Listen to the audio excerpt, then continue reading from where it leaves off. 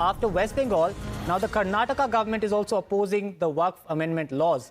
What we're learning now is that the Karnataka minister Zamir Ahmed Khan has said that the state government has decided not to implement the law that has been enacted by the government. Let's first up listen in to what the Karnataka minister had to say.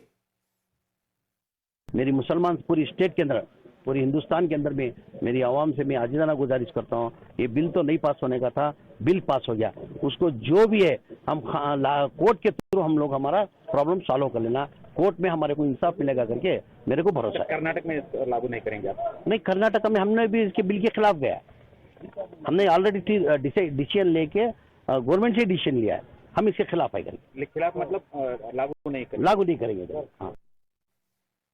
All right, going back to Neha on that. Neha, well, the Karnataka minister is now saying that they are not going to implement the Waqf amendment law that, of course, has been given assent by the president also and has now become a law in itself.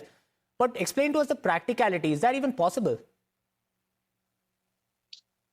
Well, one, of course, the legality of this would have to be explored given the fact that, this has, of course, been a central amendment now that would likely be binding on all states. So for, of course, the minorities minister there, Zamir Ahmed Khan, to say that the state of Karnataka would not, of course, in effect follow this, how would they legally, of course, dodge this? This is a big question that arises here.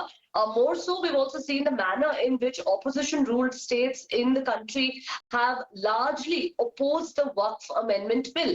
Whether this has been through the form of protest, whether this has been, through, of course, their vocal speeches on various platforms. While there's a lot of opposition, of course, in the opposition-ruled states, whether it's the Congress, the TMC, or others, like you rightly mentioned, of course, practically and legally, would the states be in a position to reject entirely this bill?